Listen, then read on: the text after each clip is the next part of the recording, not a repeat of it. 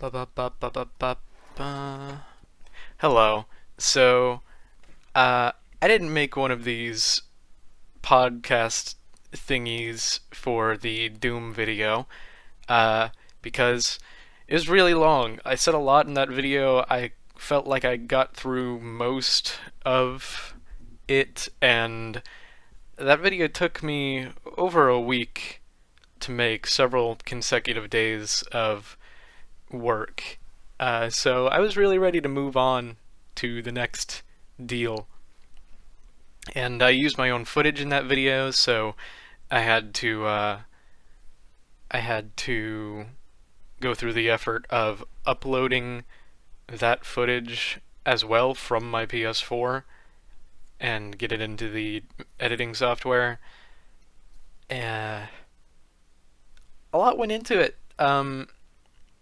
And as I speak, I'm just wrapping up the editing process for the Super Mario Land video, which is a shorter one, of course.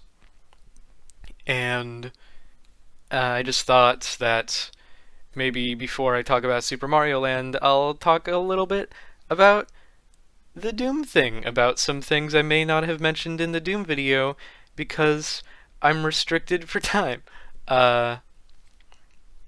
It was a fun video to make. I know that the video footage in it is really low quality, but there's no getting around that because I was determined to use my own gameplay, which is a chance that I can only get on the PlayStations 4 and 5. I suppose the Switch can record video too, but not not so much in my experience, not as much. So the PS4 and 5 are kind of the main opportunity that I get to talk about the game while showing you me actually playing the game. And I did that with Final Fantasy VII Remake as well. Unfortunately, I didn't save all my best, most fun battles in FF7 Remake. When I was coming through those remake video clips that I saved, it turned out a lot of them was just like exploration and story stuff that I thought was interesting. But in the moment, it was foolish of me to not record some interesting boss and mini boss battles to use for the video later. That's okay. Hindsight, learn from that mistake. I had plenty of good combat footage for the Doom video. It's just like not even 780p, it's 420p or something. So I apologize for that, but there's no getting around it, because only the PS5 can save in 1080p, the PS4 could not. Oh well. Maybe the PS4 Pro could? I don't know, I don't have a PS4 Pro. But anyway.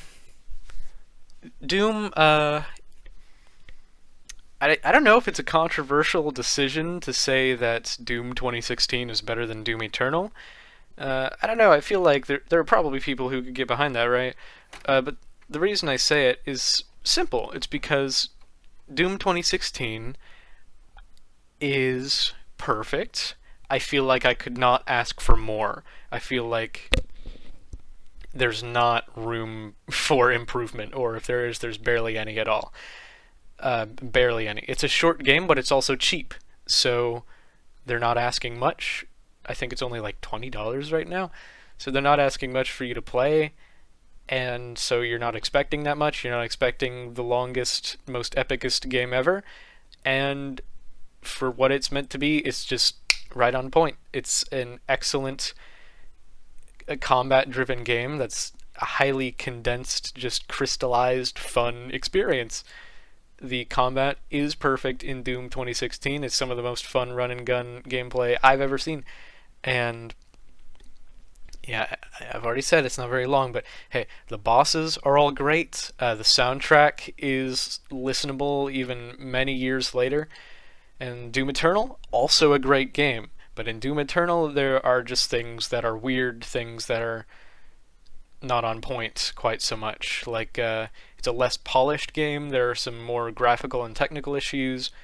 I discussed in the video the combat. Like, there are more demons, which is great. Kind of like how Doom 2, the retro Doom 2, introduced new demons, so does Doom Eternal. There are many parallels between Doom 2 and Doom Eternal, but anyway. The new demons are great, but the changes to combat in Eternal introduce some imperfections, like the live system I did not care for. I felt like that was just an excuse for the game design to get sloppier and kill you more often in unfair ways. And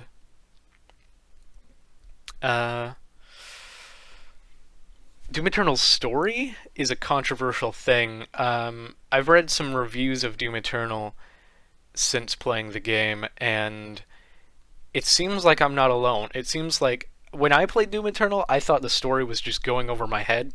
I thought it was my fault.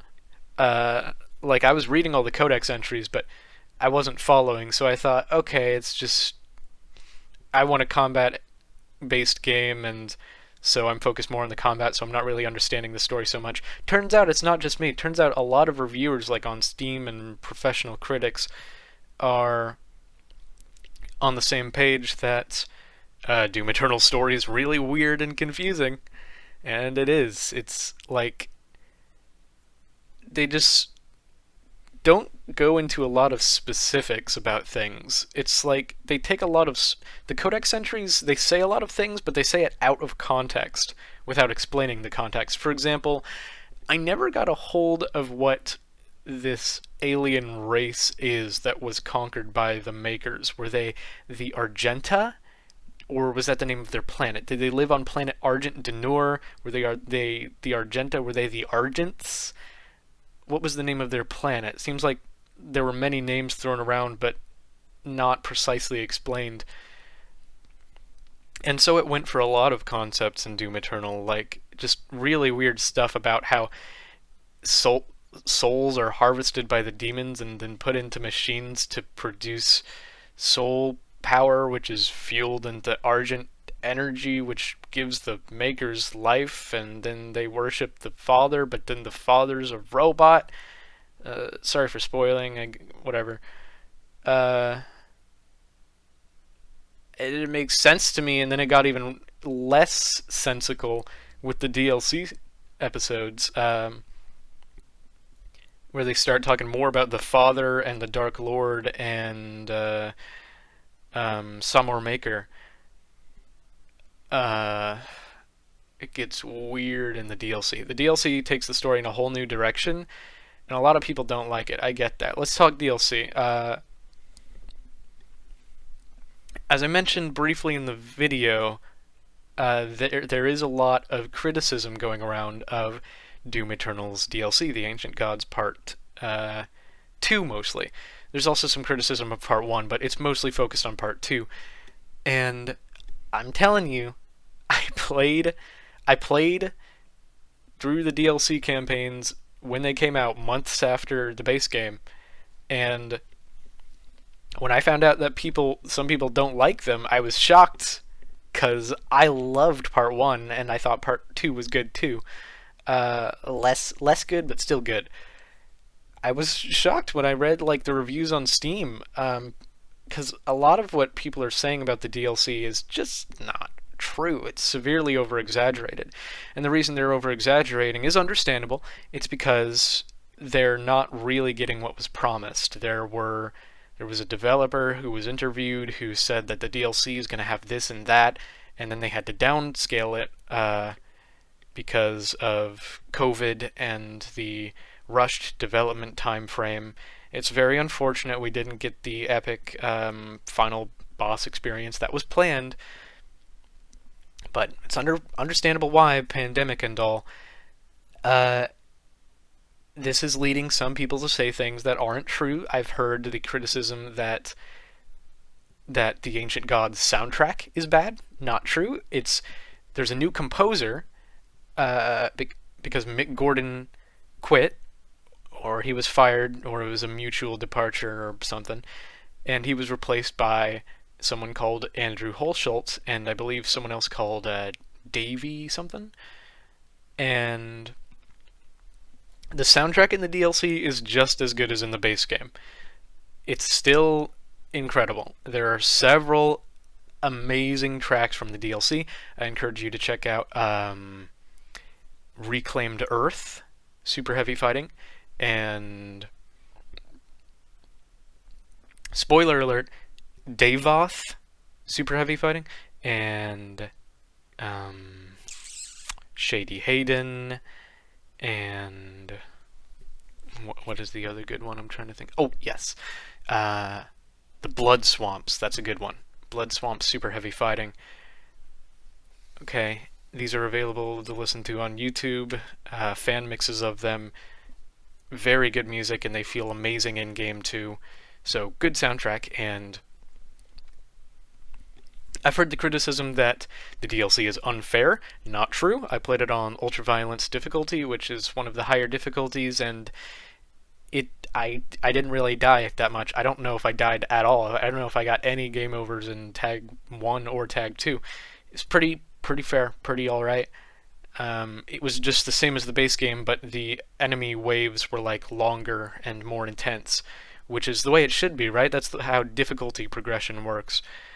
People are saying that the final boss is terrible, like unfair, like they couldn't beat it, because spoiler alert, the final boss of the Ancient Gods Part 2 can heal.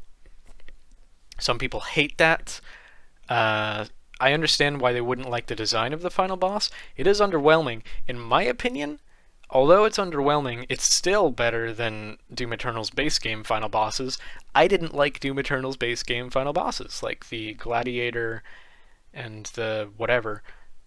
Even the final boss I just wasn't big on. But the DLC bosses, like, spoilers, the Cube thing, and Hayden, and Davoth were a step up for me. I liked them more. Even though I understand people don't like fighting Marauders and they don't like fighting one giant big Marauder, I get it. I hate Marauders too.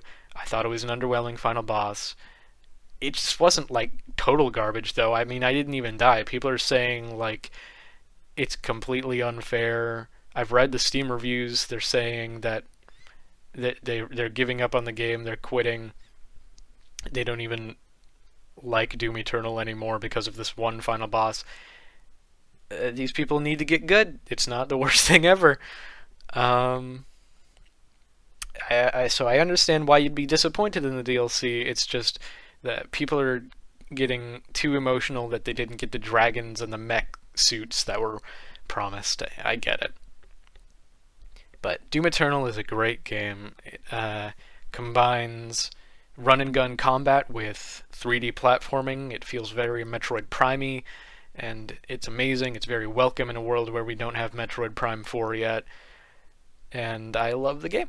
I think there might be more DLC for it in the future, but I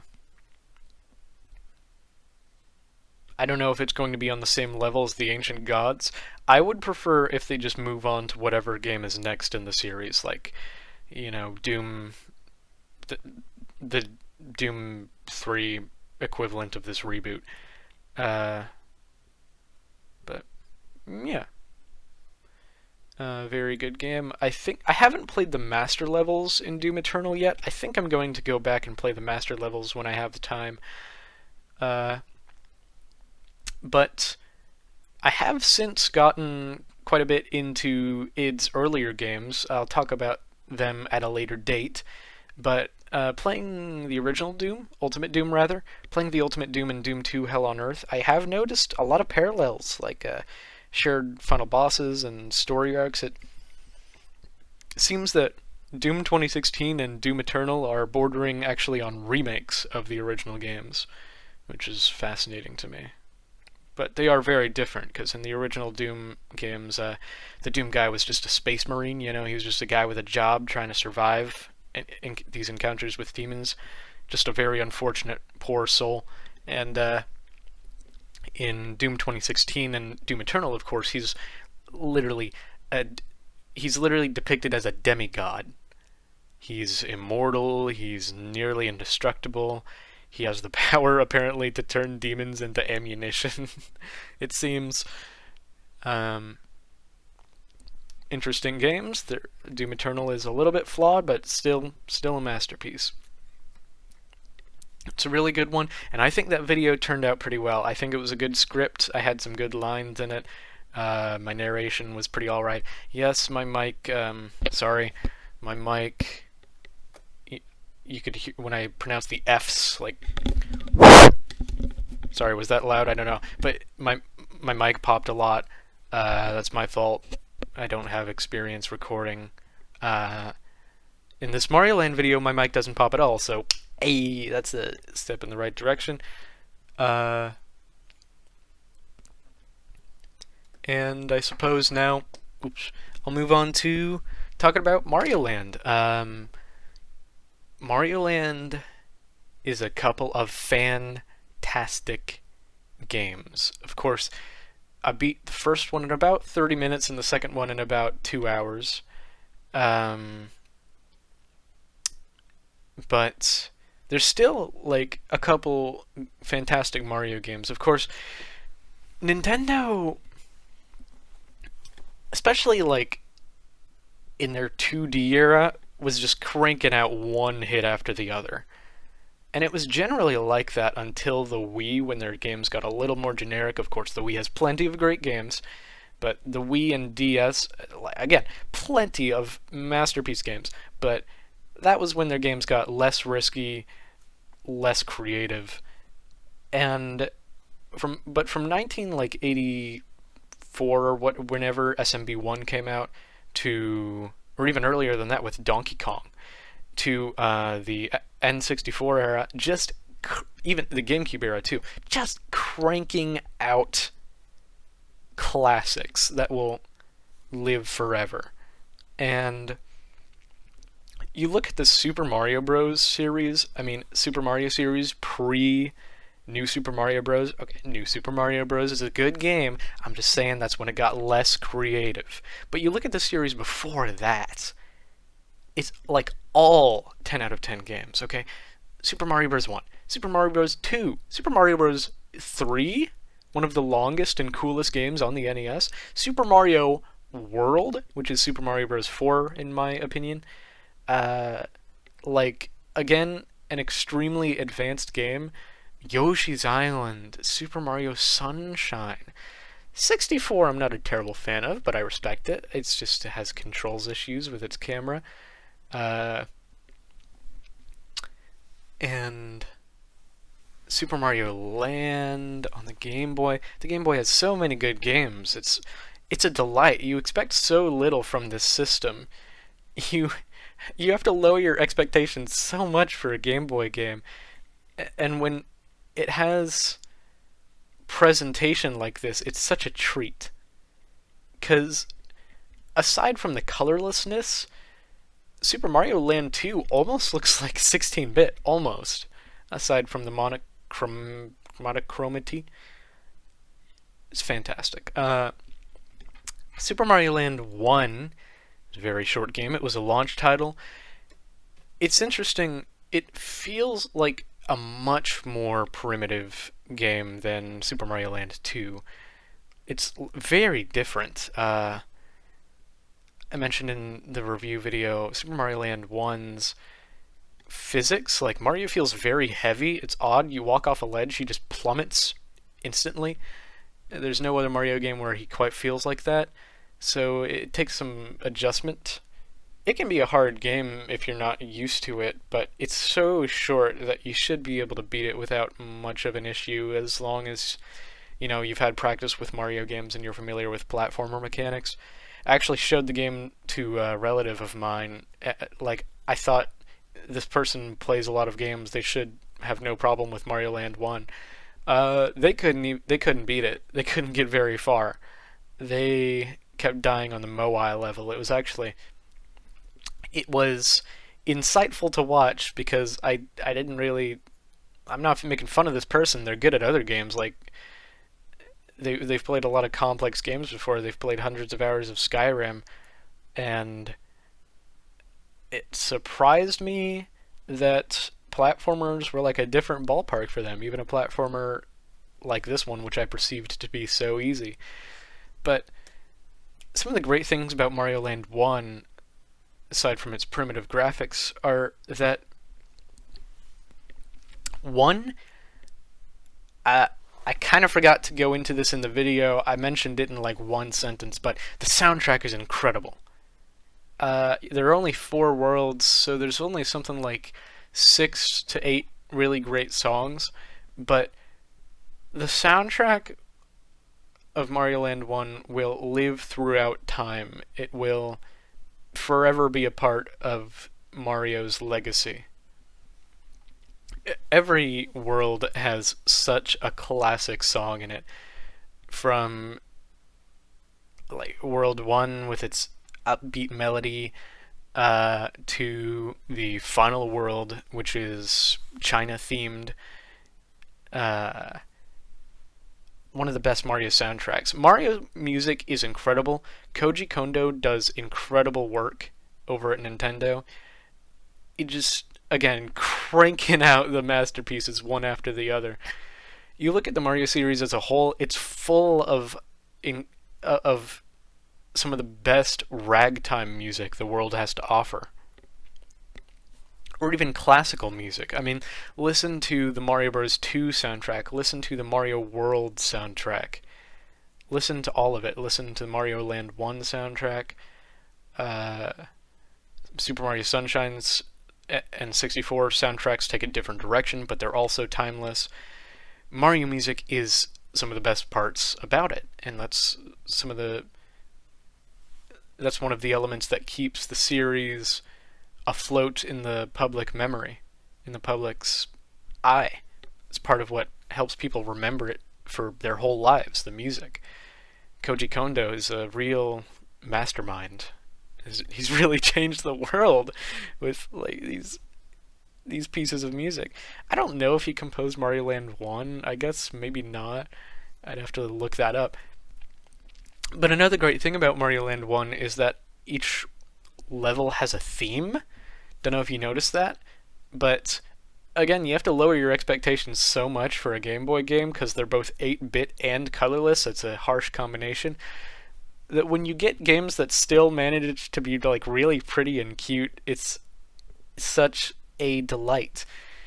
And Mario Land 1, it can struggle with its graphics, but it still has like an Egyptian pyramid level or tomb level. It has the believe it's called Muda Kingdom level, which is Oriental Far East themed with bamboo stalks and Chinese hopping vampires. I mean, the game was made by Japanese people. Okay, I'm gonna make a sound. You know that sound? Like like in movies and stuff, when a Chinese character appears, it's like a jingle. That's in a Mario Land 1 song. When you enter Muda Kingdom, it's at the beginning of the level theme. I'm wondering, do you consider that racist? I don't know. This game was made by Asian people, and they put that in the game. I don't know if they would do that these days, but it's interesting to think about it. I mean, the song's really good, the Muda Kingdom theme. Anyway, of course, it's the first appearance of Princess Daisy, and only. I discuss this in the review. What I neglect to mention in the review is that she does also appear in the mobile game Super Mario Run, if you're familiar with that. I think that's her only platformer appearance ever. I think so. I've actually looked into it. I couldn't find another one. Of course, there are hundreds of Mario games, so there could be some exception out there. But Daisy, the Daisy we know, she's from Mario Party, Kart, and Tennis. I think one of her first major appearances was in NES Open Tournament Golf, where she appeared as Luigi's girlfriend for the first time, along Peach as Mario's girlfriend.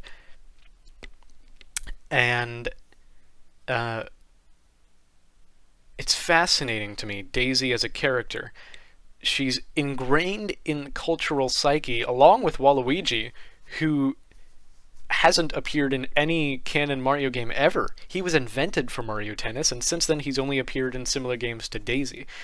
It's interesting how well we think we know these characters, but like Daisy really needs to be in more mainline Mario games, more platformers. She's not even in she would have been a good character for Mario 3D World, but she's not in that. Instead, Rosalina is, and Peach. She's never been in a Mario RPG before. She's never been in a Paper Mario, unless she's in Paper Jam. I haven't played the recent Paper Marios since they started getting bad. I guess it's possible she shows up in one of them, and I just don't. I haven't spoiled myself on that. I don't think so, though. I think the only Paper Daisy is like a fan creation thing. So if you consider Super Mario Run on mobile to be a quote-unquote canon Mario game, part of the main Mario universe, then she's in that in her first platforming appearance ever. But as Princess of Sarasaland in Super Mario Land, she's just like a generic woman who appears at the end and says, "Thank you, Mario."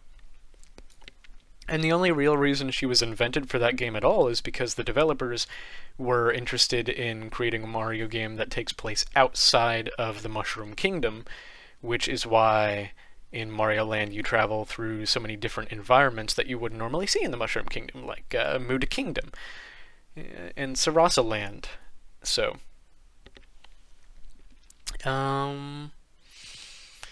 then we get to Mario Land 2. There is no Daisy, but this is the invention of a brand new character called Wario, who of course we're all familiar with now.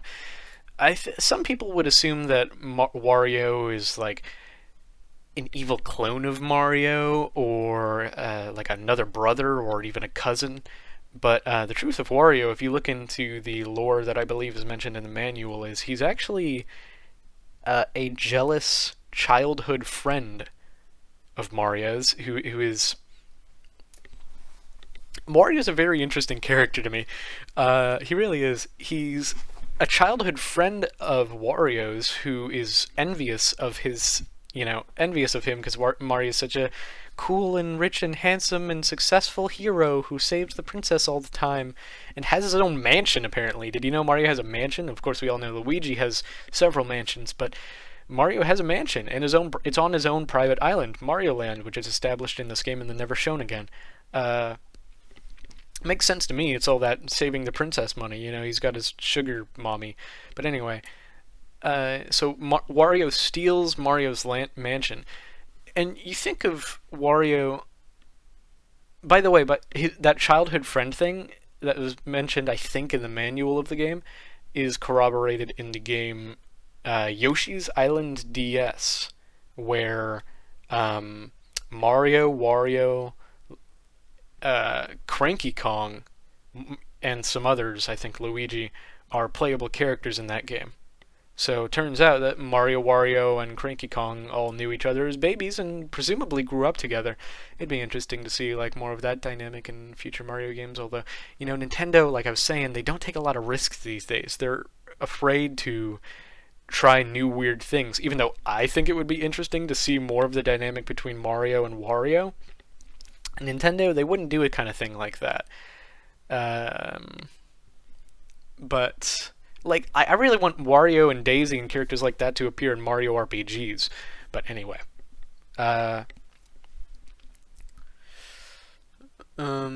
If it's common to think of Wario as a villain, but if you look at his actions over the games he's appeared in, he's really more of an anti-hero.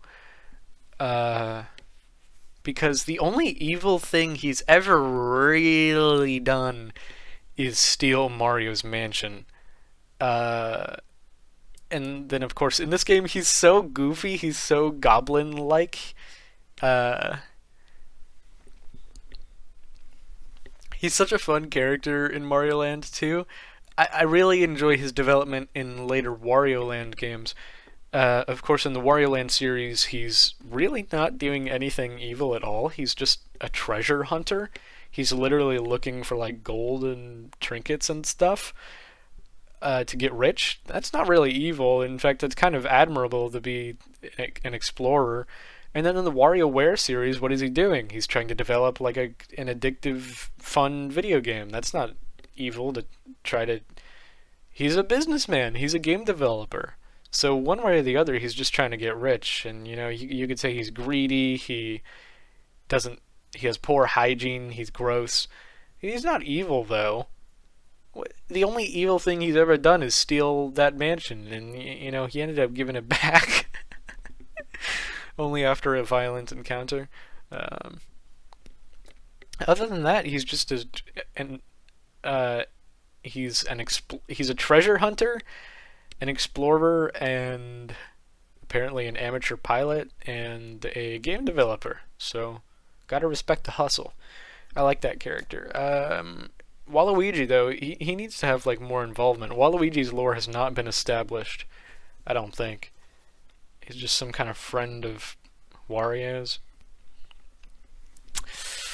So, Mario Land 2 is a unique game from the rest of the Mario series. Like Mario Land 1, every level has a theme, which is fantastic. Uh, it's really great. You got like Turtle Zone, the underwater area. You got Mario Zone, which is like a steampunk sort of world. Tree Zone, Space Zone, Pumpkin Zone, and beyond just every world having a theme, every individual level has a theme. There's like the level where you're in a beehive. There's a level where you're in a tree and like swimming through the tree sap. There's a submarine level, I think. There's a level where you go inside a whale. Uh, there's a haunted house level. There's another world where everything is huge, kind of like that one world in Super Mario Bros. 3. And Mario Land 2 is fantastic like that. It's very enjoyable. And one thing, it does some things that future Mario games I wish had learned from. It does some things that it makes me sad that future Mario games didn't keep doing this.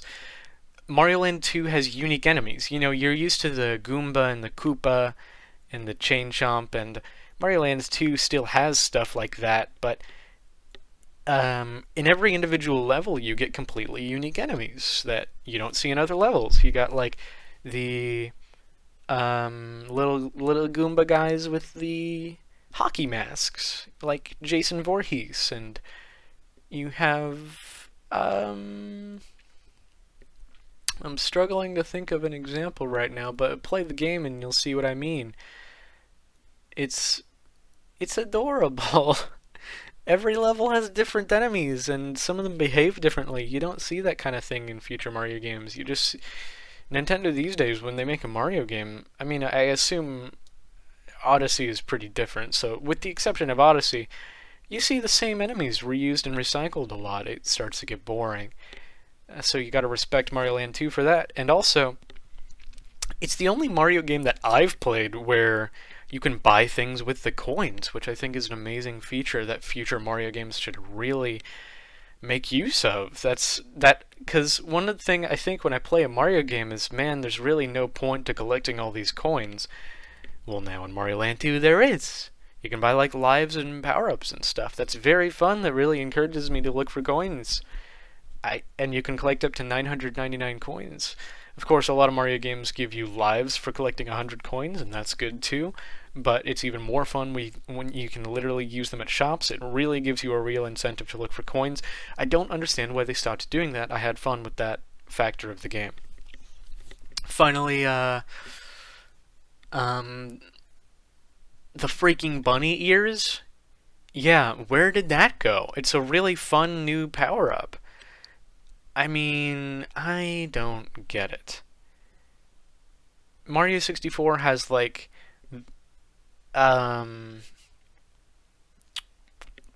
it has Metal Mario, and you saw that in future games. I guess the wing cap didn't really come back now, did it? But it has Metal Mario, and you would see that on some occasions in the future. And boy, I don't know. I just feel like the bunny ears really make sense for future Mario games, right? It's a fun power up. It allows you to glide. What's the problem with that? It never appeared in another Mario game. At least not a platformer. So, I don't know where it went. But Mario Land 2 is a very innovative game for the Mario series, and it's a real classic. I'm so happy I got to play it. It was a lot of fun. And I might play it again. It actually has a lot of alternative routes and paths you can take, different exits to the levels, similar to Mario World. It's full of secrets and stuff to find, so yeah, it'd be great for replays, and it'd be great for completionists. But what Mario Land 2 did give rise to, of course, is the Wario Land series. There's Donkey Kong Land 2 technically, but that's like a whole different thing. Wario Land is the successor to Mario Land, and it retains a lot of the same visual charm. I mean, I played some Wario Land as a kid, actually quite a bit, and what I know it for is like, well, every level has different enemies. That's awesome. So it has some of the same kind of presentation charm and some of the great music and character and enemy designs and gags. Very cute and funny game. Love Wario Land so much. So of course we can all appreciate the fact that Mario Land led on to the Wario Land series, which is fantastic, and I wish Nintendo would continue supporting it. You know, I own currently I own Wario Land 1, 3, and 4. That's what I have right now. I would love actually to play Virtual Boy Wario Land, which came out between Wario Land 1 and 2, so it's the second Wario Land game. Virtual Boy Wario Land, from what I've heard, it's the best game on the Virtual Boy. It looks like a lot of fun to me. I really loathe the fact that Nintendo has not ported it yet. Like, they acknowledge the Virtual Boy in freaking Smash Bros. And even WarioWare, I think, so why not just port games from the Virtual Boy? I mean, I really want to play Virtual Boy freaking Wario Land. That's literally the title of the game, and I want it. It looks like a good game to me. I don't even mind the red and black graphics, because, you know, the original Wario Land anyway was white and black, or green and black. Then, of course, after Wario Land 4, they made Wario World, Wario Land Shake It, and Wario Master of Disguise, which were all not very successful games, critically or commercially. So the last Wario Land game came out in 2008. I looked it up, Shake It, and since then, Nintendo has not been supporting the series. It's been very unfortunate. Of course, we see Wario still living on in his WarioWare series, which is going strong right now. The recent game WarioWare Get It Together has been doing very well, and I'm happy. But Wario Land is just one series on the list of series that Nintendo really needs to bring back and continue supporting. It's very sad. It's they really, if a series stops selling exceptionally well, they just pull the plug on it. It's very abrupt and upsetting. You know, they only have like 5 series that they continue to over-sequelize to this day. Mario, Zelda, Kirby, Pokemon, and Smash Bros. Okay, Smash Bros. Is not getting over-sequelized, but it is getting a lot of attention and content. And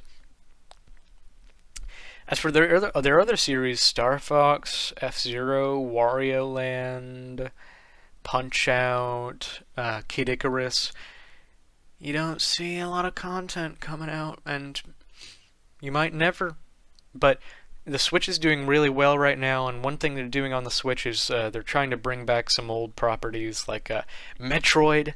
Metroid is finally back, and it's going great. And Dread has sold very well.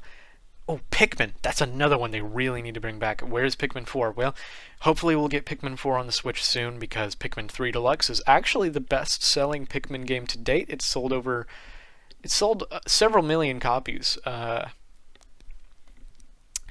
It's a little ironic. I feel like they haven't even ported Pikmin 1 and 2 to the Switch yet, and all these people are playing Pikmin 3 without having the prior context of Pikmin 1 and 2. Oh well, that's fine. It's a great game. Pikmin 3 is really good. So I'm glad that people enjoy it. It's selling great. Of course, Pikmin Bloom just came out, so hopefully there's a future for the series. I've been playing Pikmin Bloom. I really want to support Nintendo and whatever they do with Pikmin. And yeah, that about concludes my rambly thoughts on Doom 2016, Doom Eternal, Doom Eternal The Ancient Gods Part 1, Doom Eternal The Ancient Gods Part 2, Super Mario Land, and Super Mario Land 2 6 golden coins. And I love all these games that I've been talking about. They're fantastic. Looking forward to eventually, possibly, playing and reviewing the Wario Land series. I love me some Wario Land. It's very unique from other platformers and innovative. And, as for my next video, I have to decide which it's going to be. I have two ideas planned. It's either going to be a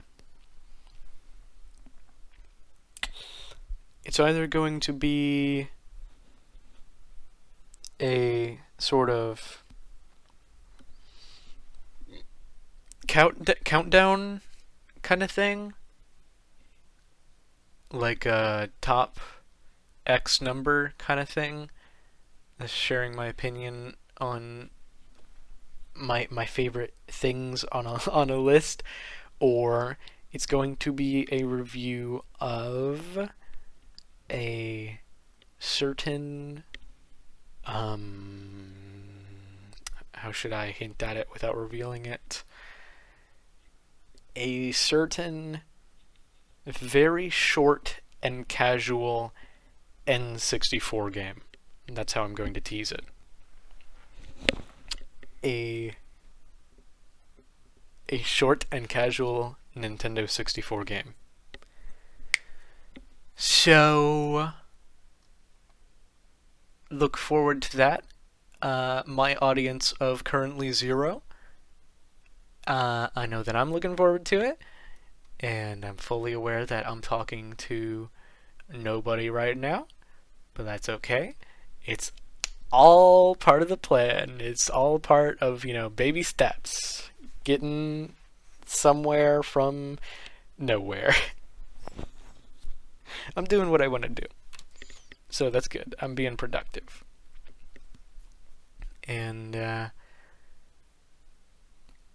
for now, gonna keep working, gonna keep playing. Yeah, work hard, play hard. Glad I got to talk. See ya. Goodbye.